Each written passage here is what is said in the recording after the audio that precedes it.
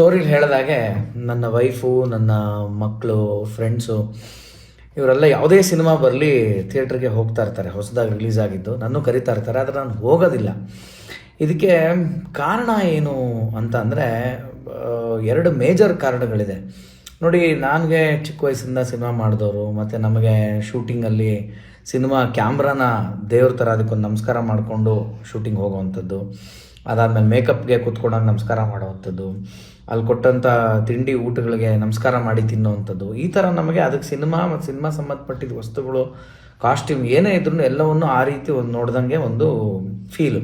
So ನಮಗೆ theatre ಅಂದರೆ ಒಂದು ದೇವಸ್ಥಾನದ ಫೀಲ್. ಅದು ಮೊದಲಿಂದನೂ ಚಿಕ್ಕ ವಯಸ್ಸಿಂದ ಬಂದಿರೋ ಒಂದು ಅಭ್ಯಾಸ ಅದು. ಸೊ ಥಿಯೇಟ್ರ್ಗಳಲ್ಲಿ ಮುಂದಿನ ಸೀಟ್ಗಳು ಖಾಲಿ ಇದೆ ಅಂದ ತಕ್ಷಣ ಕಾಲನ್ನ ಹೀಗೆ ಆ ಸೀಟ್ ಮೇಲೆ ಹಾಕ್ಕೊಂಡು ಕೂತ್ಕೊಳ್ಳೋವಂಥದ್ದು, ಮತ್ತು ಅಲ್ಲೇ ಏನೋ ಉಗಿಯೋವಂಥದ್ದು ಮಾಡೋದು, ಇವೆಲ್ಲ ತುಂಬ ಬೇಜಾರಾಗುವಂಥ ಒಂದು ವಿಚಾರ.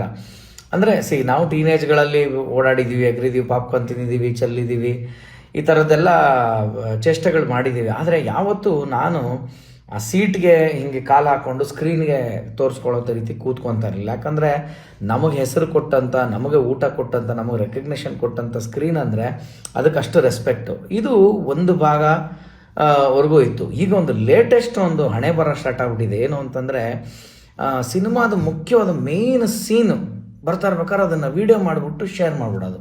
ಅದು ಯಾವುದೇ ರೀತಿಯಾದಂಥ ಆ್ಯಪ್ಗಳಲ್ಲಾಗಿರ್ಬೋದು, ಅದನ್ನು ಶೇರ್ ಮಾಡಿಬಿಡೋದು, ಒಂದು ಸೋಷಿಯಲ್ ಮೀಡ್ಯಾದಲ್ಲಿ ಶೇರ್ ಮಾಡಿಬಿಡೋದು. ನಾನು ಹೇಳೋದೇನು ಅಂತಂದರೆ it is as good as piracy. ಇದನ್ನು ಯಾಕೆ ಯಾರೂ ತಡೀತಾ ಇಲ್ಲ, ಇದ್ರ ಬಗ್ಗೆ ದನಿ ಎತ್ತಾ ಇಲ್ಲ, ನನಗೆ ಗೊತ್ತಾಗ್ತಾ ಇಲ್ಲ ನನಗೆ. ಅವಾಗೆಲ್ಲ ಇಡೀ ಸಿನಿಮಾ ಹಿಂಗೆಲ್ಲ ವೀಡಿಯೋ ಶೂಟ್ ಮಾಡ್ಕೊಂಡವ್ರು ಅಂದ್ಬಿಟ್ಟು CD ಬರೋದು, ಇದು ಬರೋದು ಅಂತ. ಅಫ್ಕೋರ್ಸ್ ಈಗಲೂ ಲಿಂಕ್ ಎಲ್ಲ ಬಂದ್ಬಿಡುತ್ತೆ, ಅದು ಬೇರೆ ಪ್ರಶ್ನೆ. ಆದರೆ ಇದು ಮೇನ್ ಸೀನ್ ಕಂಟೆಂಟ್ ಓಡ್ತಾ ಇರುತ್ತೆ. ಇವಾಗ ಒಂದು ದೇವಸ್ಥಾನಕ್ಕೆ ಹೇಗೆ ಗರ್ಭಗುಡಿ ಅನ್ನೋದು ಮುಖ್ಯನೋ, ಹಾಗೆ ಆ ಚಿತ್ರದ ಒಂದು ಗರ್ಭಾವಸ್ಥೆಯಲ್ಲಿರುವಂಥ ಒಂದು ಸೀನ್, ಈಗ ನೆಕ್ಸ್ಟ್ ಡೆಲಿವರ್ ಆಗೋ ಮೇನ್ ಇಂಪಾರ್ಟೆಂಟ್ ಸೀನ್ ಅದು. ಅದನ್ನು ಬಿಟ್ಸ್ ಆ್ಯಂಡ್ ಪೀಸಸಲ್ಲಿ ರೆಕಾರ್ಡ್ ಮಾಡಿ ಹಾಕ್ಬಿಡೋದು.